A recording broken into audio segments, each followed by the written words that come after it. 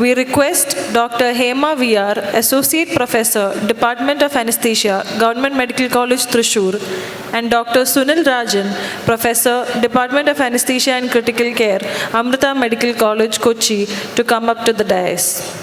We have Dr. Prasoon and Dr. Shilu K. Matthew from Government Medical College, Thrissur, to present this case. From magnesium management to airway preparedness, this session will be both intense and enlightening. You can start presenting. My patient Aishwarya, 26-year-old female, primary gravida, gestation age 35 weeks plus 5 days, last menstrual period 25th May 2025, expected date of delivery 1st March 2026. Presenting complaint, severe hypertension. She also complained of headache since yesterday. History of presenting complaint, referred with high blood pressure, detected on routine antenatal checkup at 33 weeks of gestation. She also complains of headache in occipital region, which was aggravated on lying down, minimal relief with sitting and taking paracetamol. Labetalol was increased to 200 mg BD. She was started on magnesium sulfate after admission.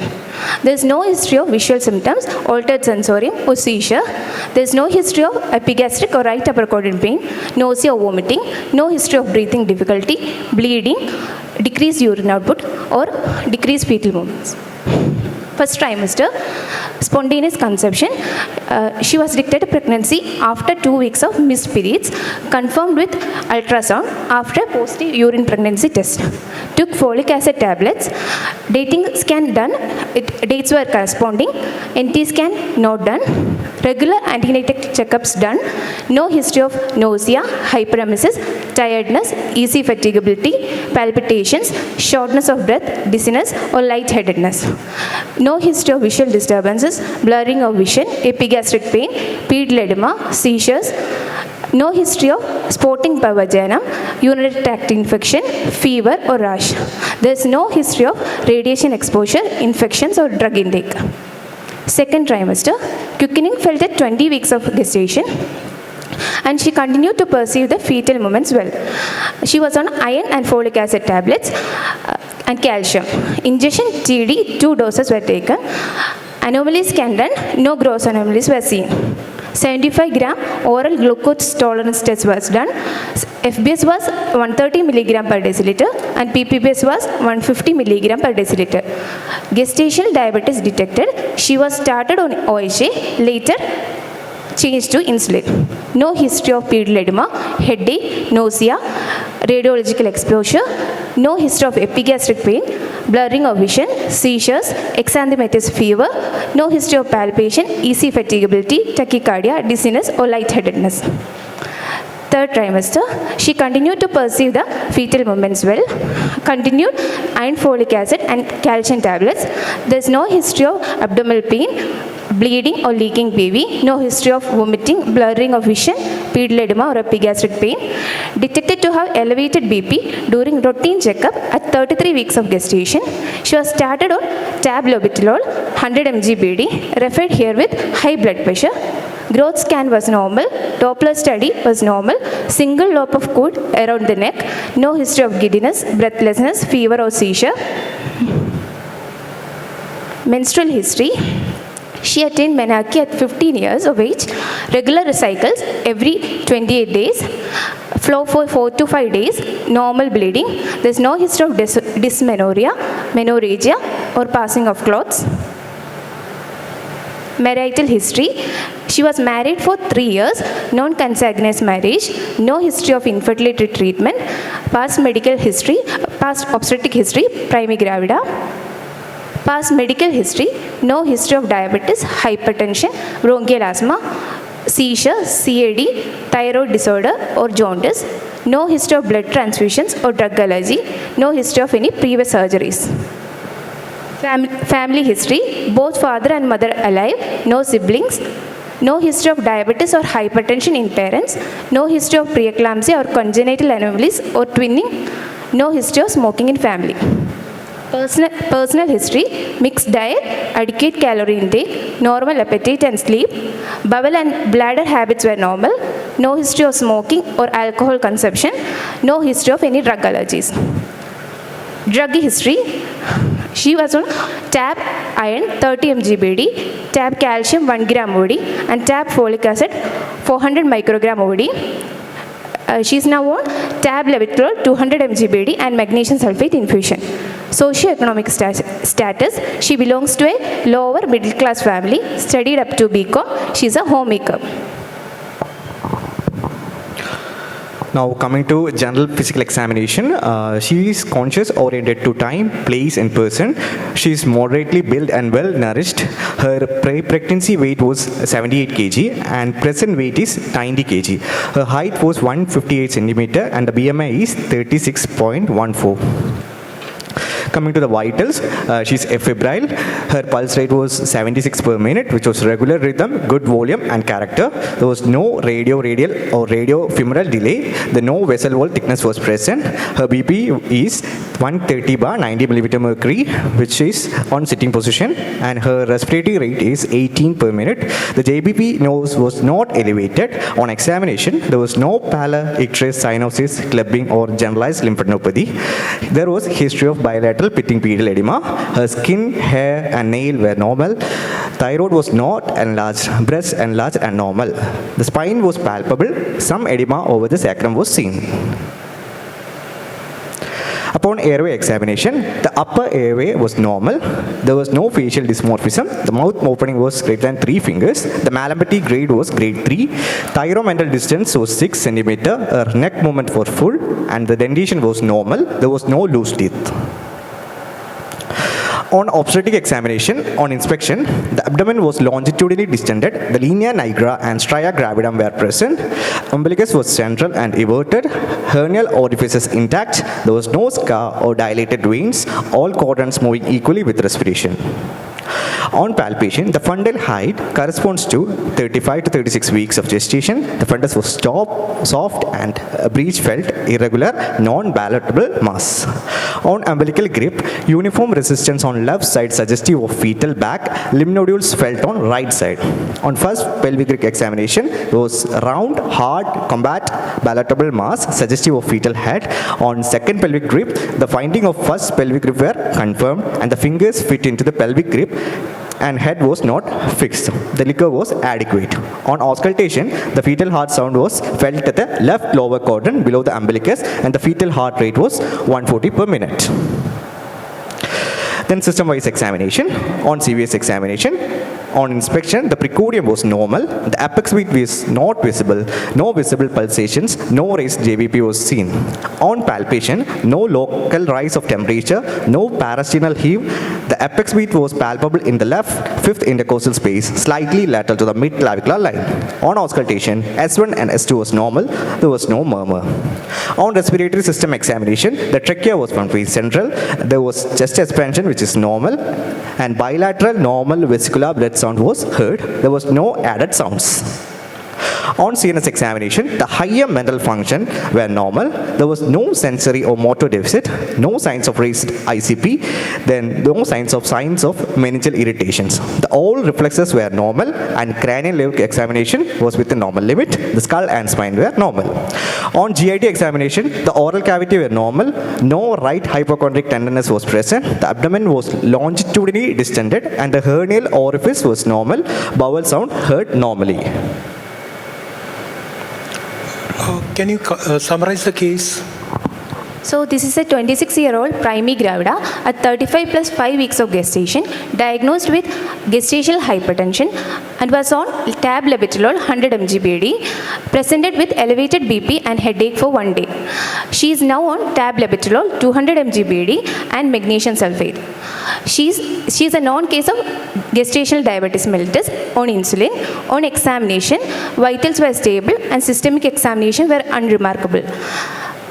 Obstetric examination revealed a single live intrauterine gestation in cephalic presentation with good FHS. Patient is not in labor. Okay. What's your diagnosis then? So this is a preeclampsia with severe symptoms. Okay. How is hypertensive disorders of pregnancy classified? According to ACOG, hypertensive disorders of pregnancy is classified into gestational hypertension, preeclampsia with or without severe features, chronic hypertension with superimposed preeclampsia. Okay. Can you define each? Okay. Gestational hypertension is defined as new onset hypertension after 20 weeks of gestation, that is systolic blood pressure more than or equal to 140 millimeters of mercury, or diastolic blood pressure more than or equal to 90 millimeters of mercury, or both, in two separate occasions at least 4 hours apart, and it should resolve within 12 weeks postpartum, and there should not proteinuria. Okay. Preeclampsia is defined as new onset hypertension after 20 weeks of gestation with proteinuria, or if proteinuria is not there, the signs and symptoms of any one end organ dysfunction should be there, like cerebral symptoms like new onset headache which is not responsive to any medications, or new onset visual disturbances, pulmonary edema, or right upper quadrant or epigastric pain, or elevated liver transaminases, that is it increased by 2 times from the upper limit of normal, renal insufficiency, that is serum creatinine more than or equal to 1.1 milligram per deciliter, or doubling from the baseline. Can you quickly say something about pathophysiology of preeclampsia? Sir, in normal pregnancy, there is trophoblastic inflammation of the spiral artery. So there will be remodeling of the spiral artery. So there will be formation of a low resistant, high capacitance vessel, which causes increased uteroplasmal circulation. But in case of preeclampsia, there is two-stage pathophysiology. In first stage, it is asymptomatic first stage, where incomplete trophoblastic invasion takes place, leading to the formation of high resistance vessels. This is hyper responsive to vasopressors. So there will be decreased uteroplasmal circulation, which lead to placental ischemia. In the second stage, these ischemia will release anti-angiogenic factors such as soluble FMS like tyrosine kinase 1 and soluble endoglins.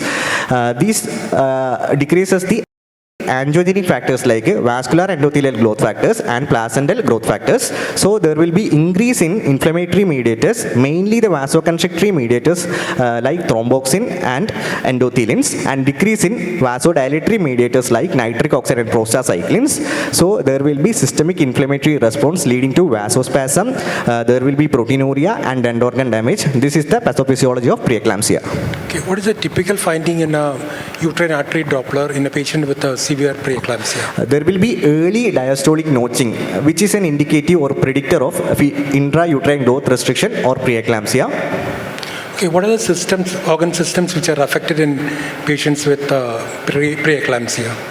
The systems, system-wise is, first one is cardiovascular system. The hallmark symptom is increased hypertension. Hypertension is the hallmark system. This is due to vasoconstrictory effect of the preeclampsia.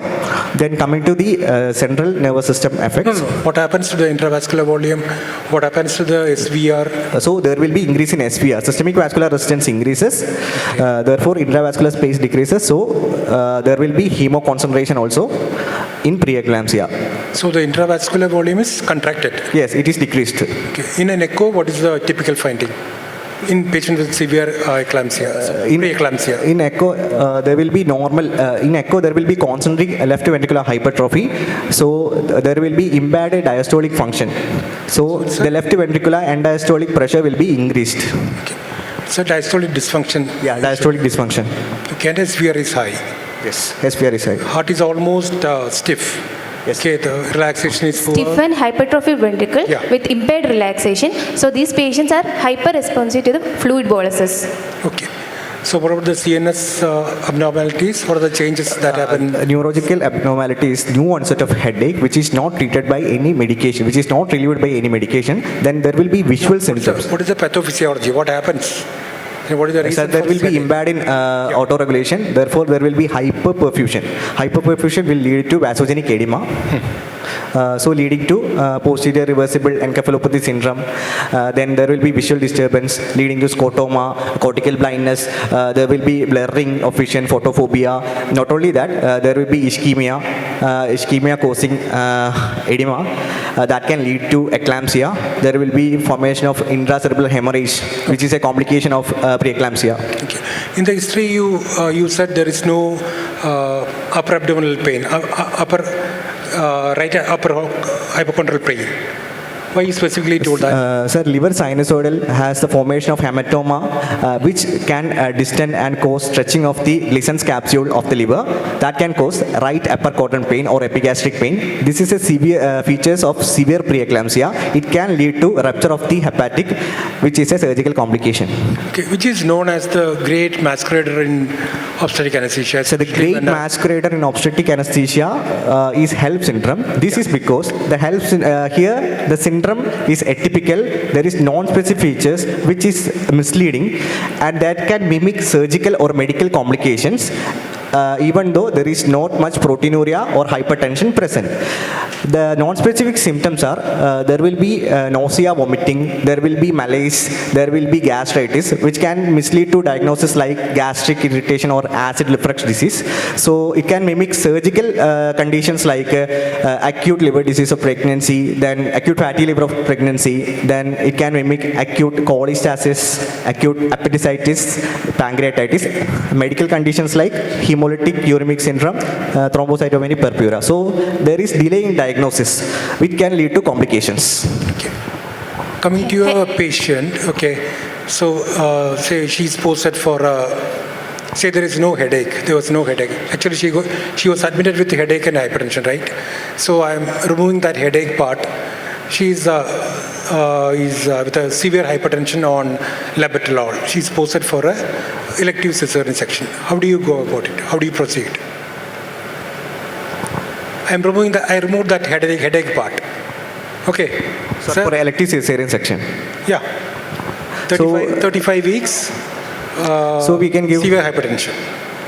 So first of all, we have to check the pre-anesthetic checkup we have to done. We have to go through the lab investigations, recent lab investigations. Then we have to ask for informed written consent. Then You have to be elaborate on the lab investigations. So What are the investigation, investigations you'll ask for and why? investigation, I will look the complete blood count. I will look hemoglobin and hematocrit. In normal pregnancy, there is physiological anemia. In preeclampsia, it is masked due to hemoconcentration. Okay. I will also look total count and differential count to rule out any infection. I will also look the platelet count Okay. because If there is a hemolysis, there can be a chance of anemia, even in in HELP and preeclampsia. Okay. I will also look platelet count. There is a chance of thrombocytopenia. If the platelet count is less than 1 lakh, I will also send PT, APTT and fibrinogen. Then I will send serum electrolytes because hyponatremia can cause seizures. So I have to rule out all the electrolyte imbalances. Then I will send LFT, liver function test, that is serum bilirubin. So in HELP, the serum bilirubin will be increased. I will also send SGOT and SGPT, which is increased to 2 times from the upper limit of normal. Also, I will look LDH if it's HELP. Then I will look RFT, uric acid and creatinine. So creatinine will be increased more than 1.1 milligram per deciliter. Uric acid will also be increased in the early stages, which is the earliest sign of preeclampsia. Also, I will send protein creatinine ratio. So it is more than 0.3 milligram per deciliter. Is a creatinine value of 1 normal in a patient with severe preeclampsia? No, it's not normal. Why? What happens to the creatinine values in normal pregnancy? So in normal pregnancy, there is increased GFR and the creatinine will be level will be low. But in preeclampsia, there is increased GFR leading to decreased GFR and leading to increased creatinine ratios. Okay. So any other investigations you'll ask for? Your patient is diabetic as well, right? Yeah, so I will also send RBS. Okay. Okay. Then ECG if available and bedside echo to rule out any concentric LVH or diastolic dysfunction. Okay. So she's for an elective cesarean section. What is your plan of anesthesia? so we can go for Investigation wise, she looks, everything is fine. Platelet count is around 1 lakh. HB, all investigations are within normal limits. Only the platelet count is 1 lakh. So we can go for an epidural analgesia. Why not spinal? Why are you choosing epidural over spinal? So we can convert it into surgical anesthesia if. No, I'm asking about a surgery. cesarean section. So we can go for spinal, sir. Okay. What are the advantages of spinal in patients with preeclampsia? Sir, already the preeclamptic patient have a difficult airway due to airway edema, that is pharyngolaryngeal edema, and easy bruisability. So we can avoid that, first of all. Then during intubation, that is during general anesthesia, there is hypertensive crisis, which can lead to cerebrovascular accidents and all. So that we can avoid. Better hemodynamic stability is through spinal anesthesia. Then better analgesia. Better uteroplacental blood flow and better hemodynamic control, better superior analgesia and decreased incidence of DVT. Overall, it decreases the morbidity and mortality. Okay. Are these patients with preeclampsia more prone for profound hypotension after subarachnoid block? No. Already there is increased SVR, that is already vasoconstricted state is there. So a sympathetic blockade do not decrease the systemic vascular resistance by much. So there won't be any profound hypotension. If there is hypotension, that can be managed with the incremental dose of vasopressor, not by giving fluids. Okay, you told, initially you told epidural was your choice. Okay, what are the advantages of epidural over spinal in these patients? Initially you told epidural Yes. was your choice, right? Is there any advantage of epidural over spinal in this case? If epidural is there, I can titrate the drugs and achieve the level I needed. Also, post-operatively, I can give analgesia. Okay. So, epidural is associated with better hemodynamic control. Yeah. So, it's better. The hypotension won't be that profound. That profound. Okay. Suppose patient is there. Okay, how will you prepare the patient then? She's on labetalol, right? Labetalol 100 milligram BD. So what are the pre-op orders you will write? We have to give Selective anti-aspiration cesarean. prophylaxis. We have Yeah. to give anti-aspiration prophylaxis. Before that, we have to check about the NPO status of the patient. Then after that, we can give anti-aspiration prophylaxis with ranitidine and metoclopramide. Then we can take the patient. Sodium citrate? Sodium citrate? Sodium citrate can be given 5 minutes before. No. Prior to induction, I can give 0.3 molar sodium citrate. 30 ml? 30 30 ml can be minutes given. before induction. Okay. Just before the induction. Yeah. Suppose patient is there on the theater and you find that the BP is 160, 120. So, What will you do? This is a case of severe hypertension. Yeah. So my first option is labetalol. So I will give in incremental doses. That is, first I will give 20 mg, that is 5 mg each. Then I will wait for 10 minutes. And if the BP is not controlled, I will give 40 mg. Then wait for 10 minutes. If not controlled, 80 mg. A maximum of 220 mg IV can be given. So if the BP is still not controlled, I can consider other agents like IV hydralazine, which is given at a dose of 5 mg. Wait for 20 minutes and again 5 mg, a maximum of 20 mg can be given. If the patient is refractory to these two agents, that is the first line agents, we can consider IV nicardipine infusion, which is started at a dose of 5 mg per hour and increased at a dose of 2.5 mg per hour every 5 minutes. A maximum of 15 mg per hour can be considered. If the patient is refractory to all these agents, the last option is SNB. We usually don't prefer the SNB. That is sodium nitroprusside. Okay. Why? Because of risk of fetal cyanide toxicity, tachycardia, and also development of tachyphylaxis. Okay. Suppose your plan was spinal, and which drug will you use?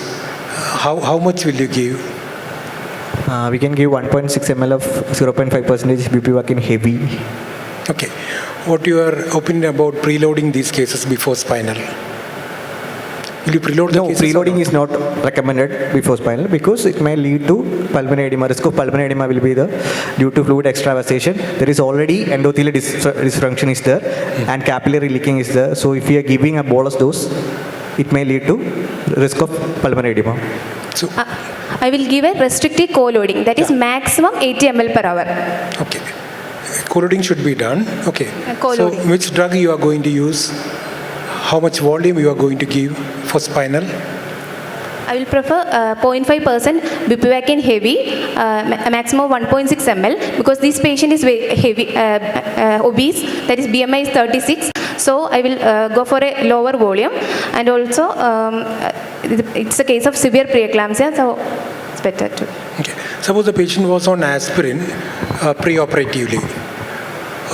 Is it necessary to withhold it? No, it's not contraindicated. Low dose aspirin is not contraindicated. If the patient is taking 75 to 150 mg daily, it is not contraindicated for spinal. We have to check for the platelet count. We have to check whether there is any bleeding manifestation, or we have to check for any coagulation. Okay. So the platelet count was 80,000. What's your plan of anesthesia? So 80,000, that is less than 1 lakh. So we have to send additional investigation like APTT, PT and fibrinogen. So to rule out any coagulopathy, if all the coagulation parameters are normal and there is no clinical manifestation and an experienced anesthesiologist is there, I can go for neuraxial anesthesia. So who will give the spinal? No, the senior most one. Senior most anesthesiologist. Single shot spinal is preferred. A traumatic attempt with a small spinal needle, 25 or 27 gauge. I have to also record the neurological signs pre-operatively and post-operatively. Okay. You tried spinal, but you didn't get. Now you'll have to convert you have to give GA only. What are the precautions you will take? What are the main concern? So first I will get an informed written high risk consent. So then I will I have already given the anti-aspiration prophylaxis. So then the main concerns of GE are difficult airway. So we have to prepare the OT with difficult airway card, including appropriate size and small size CT tube, stillet, bougie, laryngeal mask airway, oral airways and all. Then I will load all the GI drugs and drugs to blend the hypertensive responses. The second concern is... You can tell the drugs. Okay, so esmolol can be given 1.5 mg to 2 mg per kg, 1 to 2, which can be given 1 to 2 minutes prior. I can also give What is the first line of drug? Labetalol is the first line drug. 10 mg can be given 5 minutes prior. Then I can also give opioids like fentanyl 1 to 2 microgram per kg, or remifentanil 0.5 to 1 microgram per kg. What is the most commonly used drug for blunting the stress response? In our institution, we give fentanyl. What about lignocaine? IV lignocaine? We also give esmolol. Lignocaine also. Yeah, usually everyone gives lignocaine, okay? Esmolol usually is the last resort. Okay. So, suppose a patient is on table and you find the BP to be around, say, 140, 100. Okay. So how do you proceed? All monitors attached. There is a wedge under the right button. If the BP is still high, I can consider remifentanil boluses like 1 microgram per kg. Okay, so what are the precautions you should take? You are giving remifentanil to the patient. So I have to closely monitor the saturation. Should anybody else informed in the OT? So I will inform the senior most anesthesiologist. No, I will also inform the neonatologist. Yeah. So for preparation of neonatal resuscitation cart and all. Okay, and opioid antagonist should be there. Okay. Naloxone and anything should be there. Okay. So how do you proceed? Okay, suppose now the BP is around, say, 140, 100 only. What's the induction agent of choice, relaxant, technique? So I will shift the patient to OT, maintaining a left uterine displacement. Yeah. So after shifting to the OT, I will ask the obstetrician to wash, paint and drape. Then I will connect all the standard ASA monitors like ECG, NIBP, ETCO2 and temperature monitoring. Then I will make sure that there is 2 wide bore IV cannulas above the umbilicus. I will give a restrictive fluid therapy. Is there any role of intra-arterial blood pressure monitoring? Intra-arterial blood pressure can be considered if it's a severe refractory hypertension or if frequent ABGs are required. Okay. So my plan of anesthesia is modified rapid sequence induction. So I will pre-oxygenate the patient with 100% oxygen for 3 minutes. Then I will give titrated doses of propofol according to the BP. Then if bag and mask ventilation is possible, I will give succinylcholine 1.5 mg per kg. Suppose your patient was on magnesium. Are you supposed to adjust the dose of suxamethonium? Magnesium sulfate usually potentiates the depolarizing and non-depolarizing muscle relaxants, but more for non-depolarizing muscle relaxant. So succinylcholine dose adjustment is usually not required. So we can give 1.5 mg per kg. But the action may be prolonged. Okay. So what are the other drugs which has a interaction with magnesium sulfate? So nifedipine also has action with magnesium sulfate. So nifedipine also is also a calcium channel blocker. So it also causes vasodilation. So both of them have synergistic action. It can cause profound hypertension and decrease uteroplacental perfusion. Can So potentiate it the can action- compress the fetus.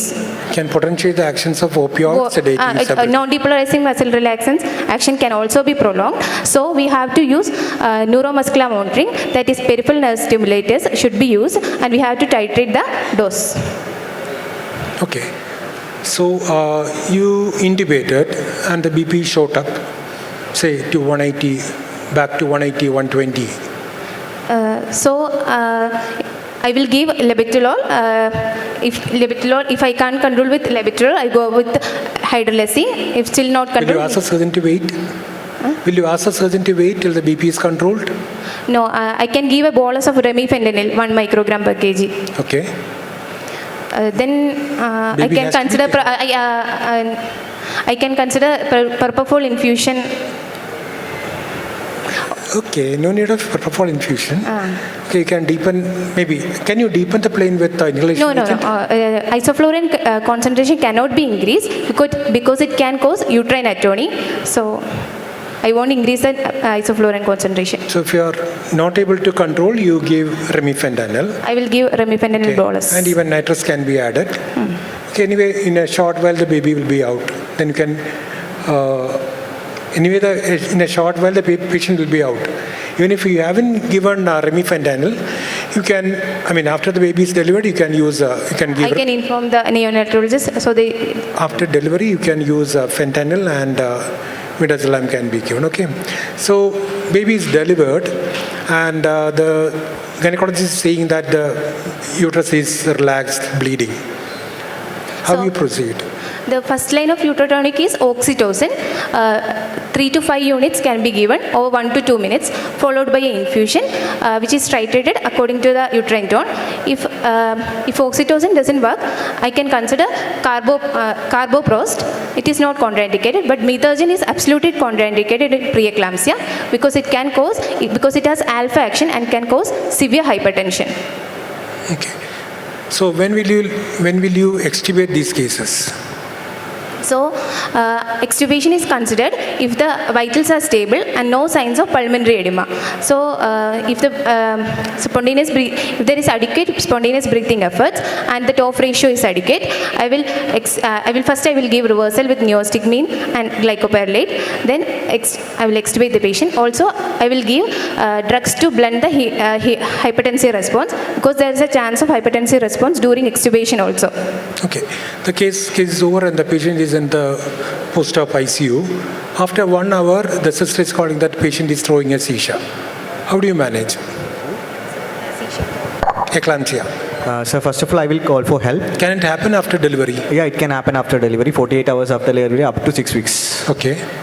So first of all, I will call for help. Then I will maintain the ABC protocol, airway, breathing and circulation. Airway is made pattern by giving 100% oxygen. Then I will assess the breathing pattern, that is chest expansion and respiratory rate of the patient. If the respiratory rate is decreased by less than 12 per minute, then I will give a bag and mask ventilation, then circulation. Then I will give thorough oral section because there is a risk of aspiration. Then I will give magnesium sulfate infusion up to 24 hours after the delivery or after last episode of seizure. Will you give an infusion or a bolus? I will give a bolus, that is 4 to 6 gram IV bolus over 20 minutes. Then I will give a maintenance dose of 1 gram per hour. Suppose the patient had your case, patient with a headache. She had received magnesium bolus, 4 grams, few hours back and was on an infusion of 1 gram per hour. Okay. Then suddenly she developed a seizure. How do you manage that? So I can increase the dose, that is 1 gram can be increased to 2 gram maintenance dose. Still you have to give another bolus. Yes, Okay. another bolus can be given. Another bolus of 2 grams has to be given. Yeah. Okay. Suppose I'm taking this case back, okay? This patient has come for labor analgesia. What are the, what are the investigations you will ask for, and how will you manage this case for a labor analgesia? First of all, basic investigations like complete blood count, LFT, RFT. Then I will go for EPTT, PTNA, fibrinogen level and everything. I will get the recent investigations. And if the platelet count is greater than 1 lakh, I will definitely go for epidural analgesia. If it is less than, that is for 80,000, then risk benefit ratio will be considered. Okay. Investigations looks normal. Okay, only the BP is high. So I will treat the BP with injection labetalol 20 mg in an incremental dose, and I will make the maternal stabilization done. Then only I will go for epidural. Okay, you are given labetalol and the BP is settled 140/80. Okay. Okay. So how do you give the labor analgesia? Labor analgesia, I will shift the patient to the ward. What's your plan? Labor epidural. Epidural. Okay. Yeah, epidural analgesia. I will shift the patient to the OT and position in left tilt position. Then I will secure 2 wide bore IV cannulas. Then I will put the monitors, standard ASA monitors. Then I will give 100% oxygen 6 liter in face masks. Then I will keep the patient in left lateral. Do you have to give oxygen supplementation? Actually not. Okay, not 100%. Through face mask you can give. Yeah, face mask 6 liter. Yeah. After positioning the patient in left lateral position, I can give epidural in L3, L4 space. After getting the loss of resistance, I can give a test dose of 3 ml, 1.5% lignocaine without adrenaline, and can watch for 3 to 4 minutes for intrathecal or intravascular placement of the catheter. And I can watch for warning signs. For labor analgesia, is a test dosing recommended? Not recommended. I can give a dose of 0.1% ropivacaine, 20 ml with 40 microgram fentanyl. Okay, in a slightly head-up position. Yes, in a slightly head-up position. Okay. Suppose patient had a good pain relief with your initial bolus. Okay, then after some time the gynecologist is saying that there is a non-progression of labor. They want to convert it to a cesarean section. How will you So I can convert the epidural analgesia into the epidural anesthesia after giving test dose. That is 3 ml, 1.5% lignocaine with adrenaline. So actually we give test dose to rule out intravascular as well as intrathecal placement. Okay. Yes. And we are not supposed to give adrenaline. Yes.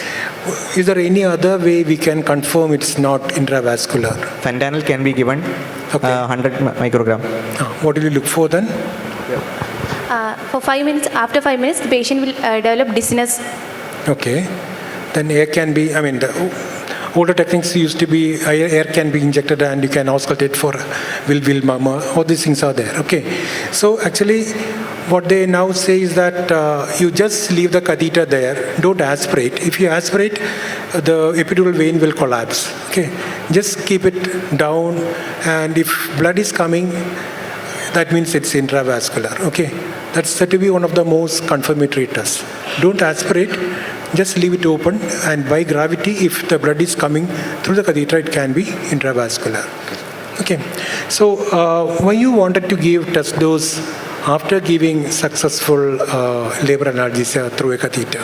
In order to achieve a definite level, that is T4 level, we have to achieve.